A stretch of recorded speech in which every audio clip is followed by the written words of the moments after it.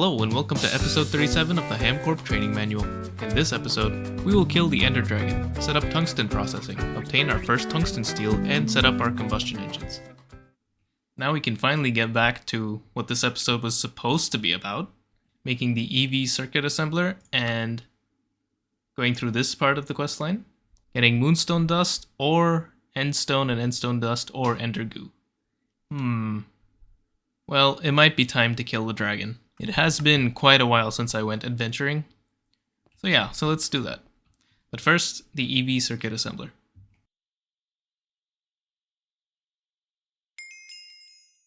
I think I'm going to completely remove the HV circuit assembler. It's not really a point to keeping this because, I don't know, we're not like strapped for space or anything, so... Okay. It's scary every time, dude. Cool. So now we have access to the next tier of circuits, but we don't have advanced circuit boards, and we don't have nano-component central processing units. So there is some more infrastructure to build before I can make these better circuits. But that can wait, because now it's time to kill the End Dragon. Made myself some Eyes of Ender.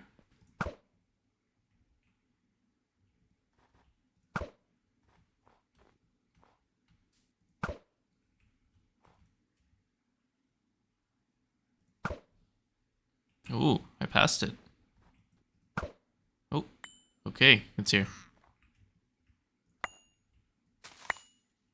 I guess I'll just dig down. Here it is. Now I need to find the actual, portal room.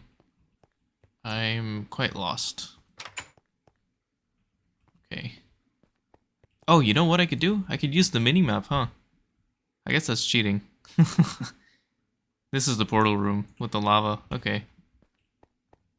I guess it's like through this wall. Wow, it really was. That's crazy.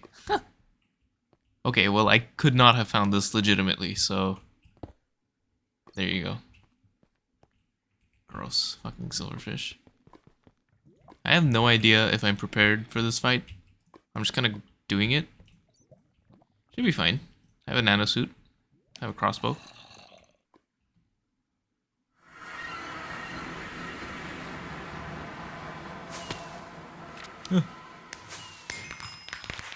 Nice. Very safe spawn.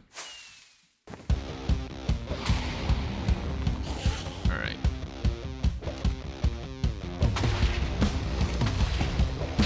Okay, it launches TNT when you destroy the thing. That's crazy.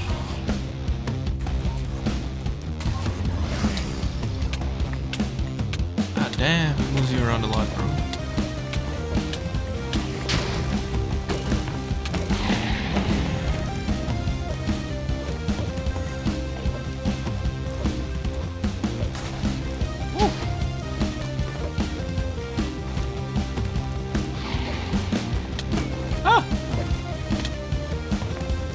Hide.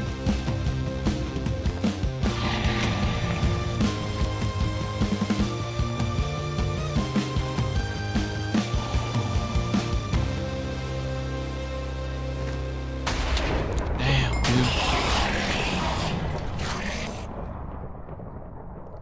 Okay, round 2. This time I'm armed with a copter pack. That makes destroying these so much easier. Ow. Getting too close.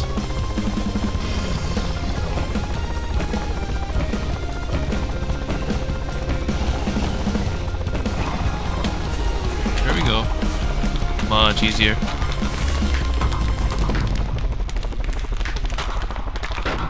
Alright, now give me that juicy loot.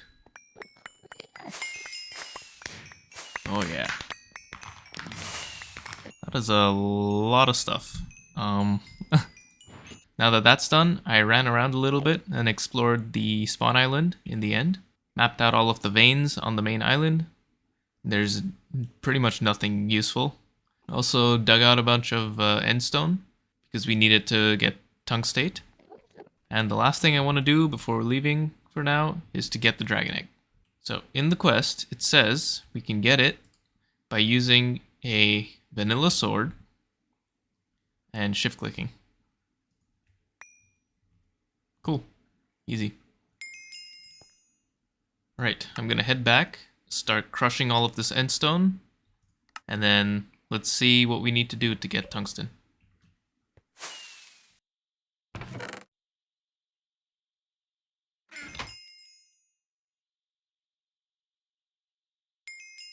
I don't know why I didn't think to look, but the ratio of endstone dust to tungstate dust is absurd.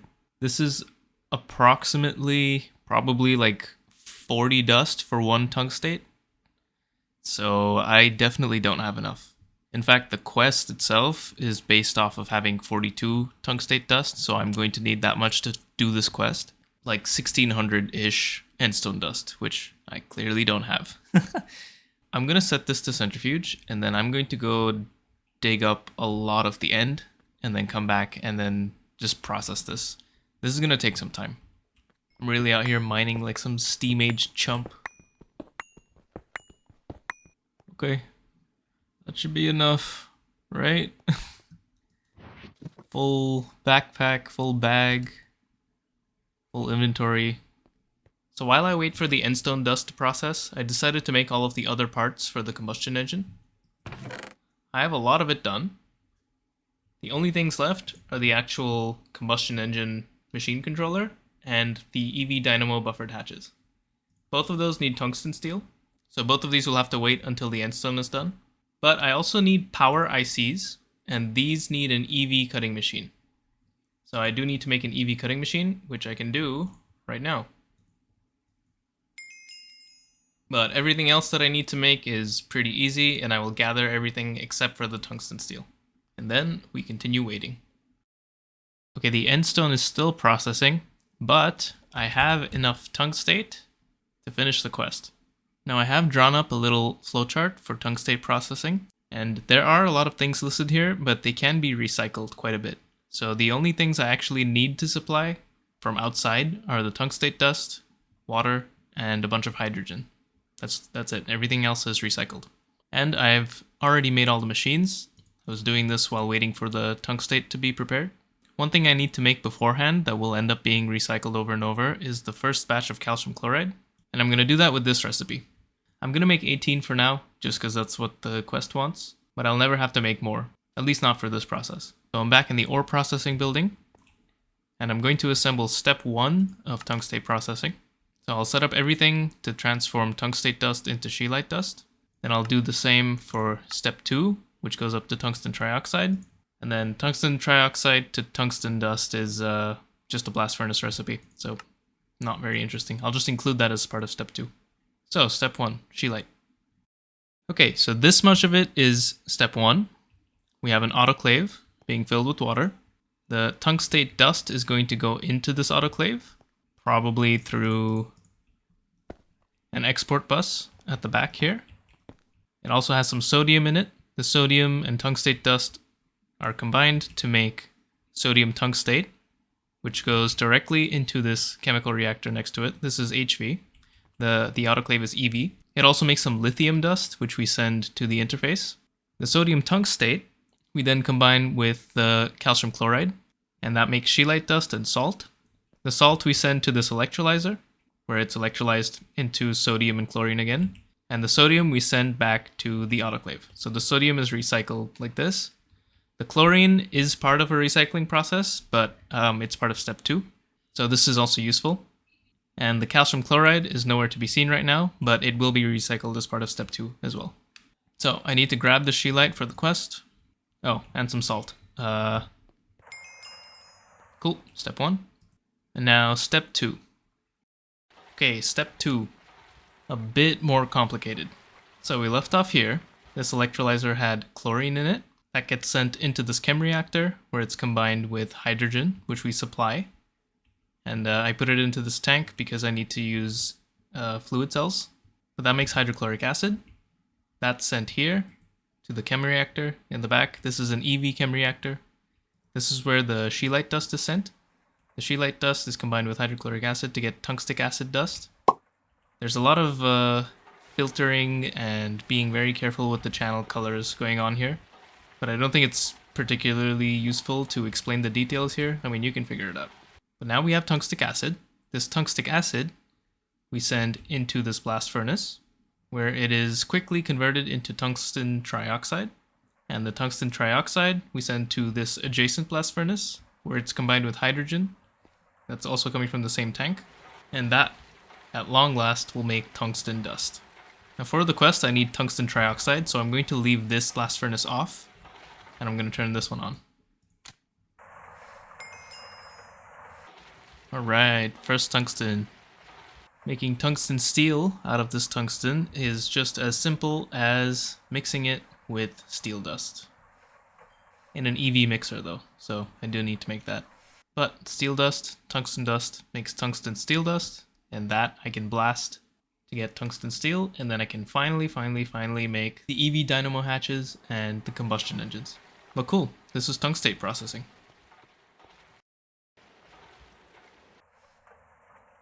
And here's the first tungsten steel.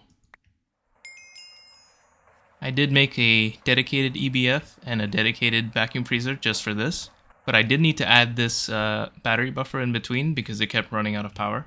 But I'm glad we were able to get this tungsten steel because we are almost at the upper limit of what our power can handle, at least based on how many inputs we have.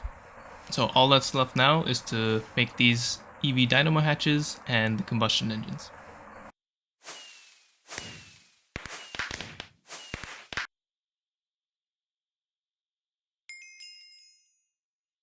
You got these things just in time. We are very slow to gain EU in this buffer now. So this is pretty good timing.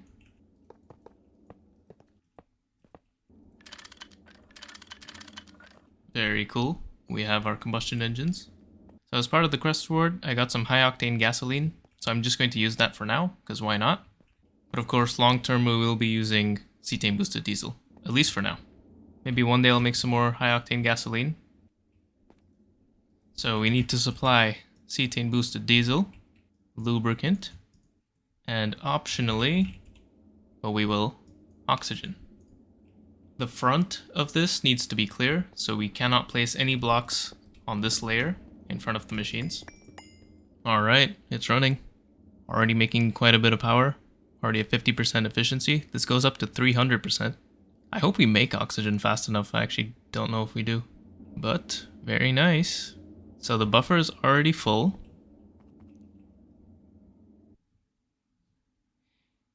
Okay, the buffer being full has nothing to do with these coming on. But what this is telling me is I imagine these buffers are full already, or at least close. So this is voiding stuff. This is just going to keep consuming liquids endlessly, which is a pretty big problem. So we need to have some way to turn this off and on. Based on the power level of this battery buffer. You know, once I connect it. So I'm going to turn these off for now.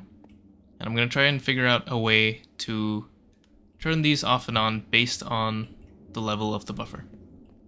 Alright, to deal with automatically turning these off and on, we're going to use a couple of things.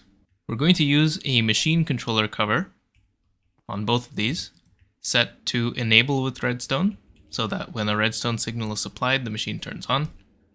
In the words of Threefold, redstone on, machine on. If you don't know Threefold, you need to watch Threefold. And we're also going to use these energy detector covers. Now these give out a signal when the energy stored is above the threshold that you set. So here I have it set to 30, and here I have it set to 90. And we're currently at 100%. So it's larger than both. So both of these are going to be on. We're going to use these things in combination with an RS latch to turn things on and off. And so here's my logic. We start at 100% charge. So under 30% is false. Over 90% is true. And our net result is no signal because we're full on charge, so we don't need the things to turn on. Now as the buffer discharges, over 90% becomes false. Under 30% remains true. Let's say it's at 50%. So it's not under 30% and it's not over 90%. So both are false. Still no signal. The energy level will continue to fall until it hits 30% or lower, at which point this now becomes true. So now let's say we're at 20%, we are under 30%, and we are not over 90%. So this is off, this is on, this is turned on the machines, and now we're generating power. As we generate power, we go back up to 50%, for example, so we're no longer under 30, but the machine stays on. And it continues to charge the buffer until we hit 90%. Now this becomes true, and that turns off the machine. And then it discharges, this is off, and it doesn't turn it on until we hit 30% again. So because one of these is under 30% and the other is over 90%, we do need to invert one of these. So if we want to signal when it's under 30%, we want to invert this energy detector cover. So now it will give us a signal when the buffer is below 30%. So this was our under 30% line. This just goes here. This is our over 90% line. Goes here. And then this was the output. And then this we link to these cables that go underneath.